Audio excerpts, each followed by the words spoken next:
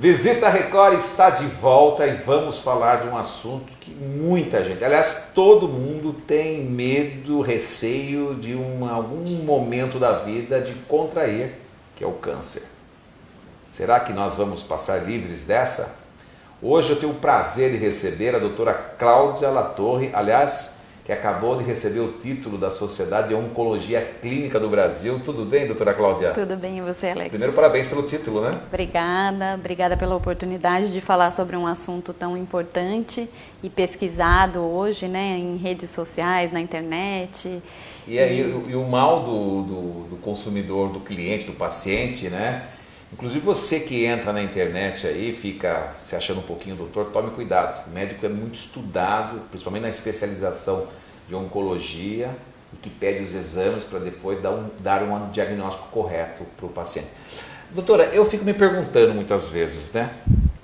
Como é que eu sei que eu posso não ter o câncer? Na verdade, assim, o câncer, ele sempre precisa de um fator genético para aparecer. Isso não quer dizer que ele tenha que ser hereditário, ou seja, herdado de pai, de mãe, né, com uma história familiar importante. Então, existem hoje muitos fatores ambientais, seja alimentação, exposição solar, cigarro, álcool, estresse, obesidade, sedentarismo, que levam a um mau funcionamento celular, e aí você tem então nesse processo de nascer, crescer e se multiplicar, uma célula tem algum erro, o nosso organismo não consegue reparar esse erro, e aí você tem o surgimento do câncer, tá? Então todos esses fatores ambientais, eles induzem a esses erros celulares. Então, em teoria, é difícil as pessoas terem câncer, porque a nossa máquina, o nosso corpo, ele é todo preparado para reparar todos esses danos e esses erros, né? Mas você está falando que é difícil, né? Mas o que mais a gente vê é ocorrências de pessoas que têm câncer. A gente tem visto... O que acontece? Com o aumento da população e a expectativa de vida, né, e todas as mudanças que ocorreram no estilo de vida das pessoas, o câncer hoje já é considerado a principal causa de morte na Inglaterra, no Reino Unido. Em algumas cidades brasileiras já acontece isso e será a principal causa de morte nos próximos anos. Quando você fala de câncer de mama, o câncer de próstata, é muito comum, né? Tem o outubro cor-de-rosa, novembro azul. Isso. Mas e os outros que aparecem?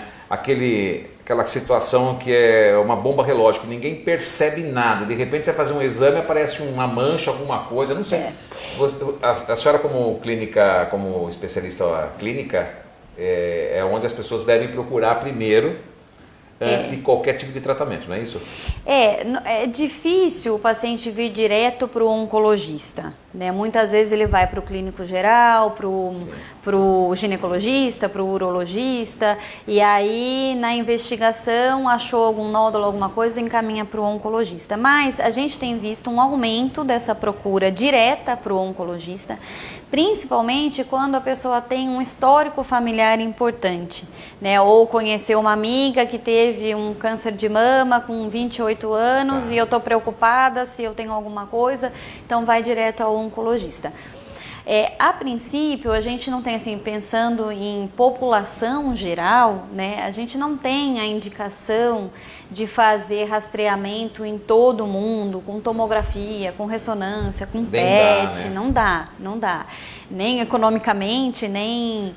Então, realmente tem os exames pré-estabelecidos que diminuem a mortalidade, que são esses, né, que eu falei. A colonoscopia é um exame muito importante, que as pessoas têm uma certa resistência, e agora no último congresso a indicação é fazer a colonoscopia em todo mundo a partir dos 45 anos de idade. Eu entrevistei minha amiga que é uma médica especialista, coloproctologista, ela falou, inclusive, o aumento de câncer de intestino no mundo está causando bastante preocupação, né? Em virtude da alimentação, é isso? Isso.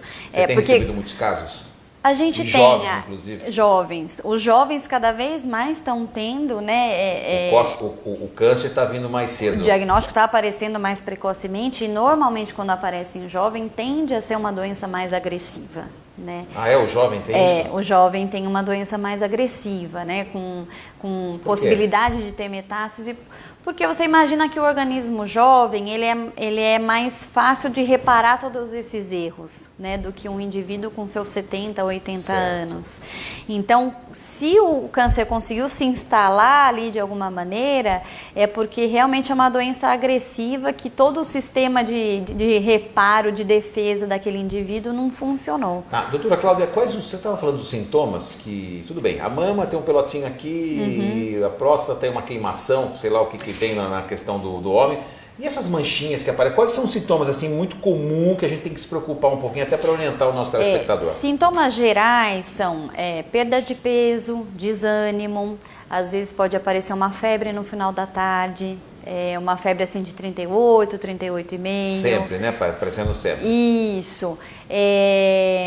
Uma falta de apetite também. Sintomas assim inespecíficos, certo, mas que vem e que de repente a pessoa não liga tanto, mas que pode ser um indício de um câncer. E a dor, né? Muitas vezes, por exemplo, câncer de pâncreas, às vezes abre o quadro com um quadro depressivo. Então a pessoa aparece com uma depressão e aí a hora que vai ver tem um câncer de pâncreas ou com uma dor nas costas, que o pâncreas está bem próximo ali da coluna.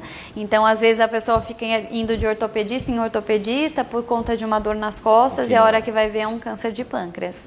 Então assim, a orientação que eu dou para os meus pacientes é qualquer sintoma que fuja do normal e que dentro de alguns dias você não conseguiu resolver, vai investigar.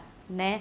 Então é um carocinho que não dói, mas que de repente está crescendo, uma mancha roxa, uma pinta esquisita, que sangra ou que cresceu também. Pinta é uma coisa que as pessoas não dão muita bola, mas o melanoma é um câncer extremamente agressivo, capaz de dar metástase. Por isso da preocupação de você usar o protetor solar sempre. Exatamente. Né? Você que é um pedreiro ou você que é uma pessoa que trabalha com jardinagem, tem que usar, porque depois vai aparecer essa mancha e vai ter a ocorrência do câncer de pele, que é muito agressiva. O melanoma é muito agressivo. E não é só o protetor, né? O chapéu é importante, o óculos de sol é importante, isso, porque existe melanoma no olho, de coroide.